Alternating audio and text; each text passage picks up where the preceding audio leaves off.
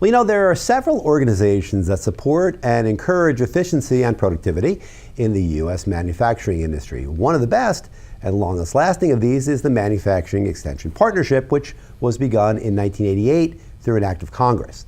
The MEP program was intended to help small manufacturers remain on the cutting edge of technological innovation. It still fulfills this mission faithfully and effectively for thousands of companies across the country. Good program, the MEP. Now, however, the meat cleaver of Damocles is hanging over the federal budget, leaving the MEP in clear and present danger of losing its taxpayer funding. And that's the theme of the article, MEPs Are Essential to Rebuilding American Manufacturing Competitiveness, by Michelle Nash-Hoff, the president of Electrofab Sales. The article first appeared on the Industry Week website last month, and we linked out to it in Wednesday's issue of the Quality Digest newsletter. Ms. Nash-Hoff's article is similar in many ways to a piece I wrote in February titled Manufacturing and the Federal Budget.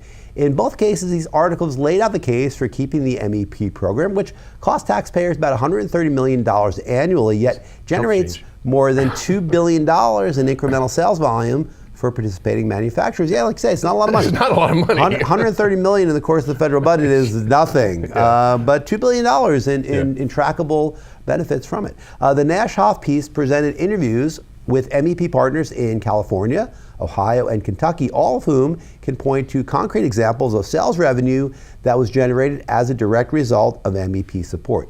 Now, readers of the article on Industry Week pushed back a little bit on this notion, and to be fair, we got some similar feedback to our article a few months back also.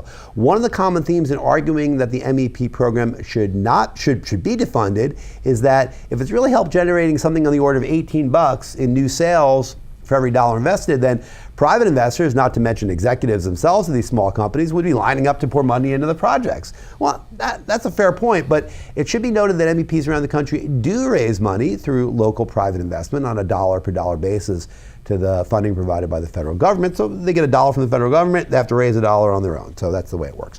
And obviously, if the federal dollars go away, these alternative sources of funding are going to have to be increased significantly. In addition, the manufacturing projects funded by the local MEPs are not only about increasing profit, of course it's a big part of it, but knowledge sharing and the expansion of technological expertise are important too. The money received by local manufacturers, often in the 5-figure range per project, so not a lot per project, help these companies stay on the cutting edge, again, of industrial innovation, and thus help ensure the competitiveness of this key U.S. sector overall. The bottom line, I think, is like Nash-Hoff, I believe that the MEP program really is an important support to this country's manufacturing industry. Hopefully the 2018 federal budget will maintain this relative pittance, as we're talking about, that it's going to take to continue funding it. We're going to see. I mean, it's going through the budget process right now. We're going to find out as the year rolls along if the MEP is going to remain funded. And, you know, Ball just lost their funding a couple years back. And they managed to keep it going. I mean, but it's harder. I mean, it's harder. And you know, it's a fair point that, you know, if that kind of ROI is being turned on the dollars, there should be able to be a replacement for it. But it's not all about the profit. But see, one of the problems I have with that argument about, well, you know, if it's generating so much money, why don't you fund it, you know, privately? I look at it and say, okay, well, if you're going to use that same argument, why should the government step in and help with fewer regulations, or with grants and so forth to industry to help a particular company? Yeah. You know, it's kind of like Carrier. Like Carrier, exactly. So I mean, either government is going to support something that helps industry as a whole, or they're not.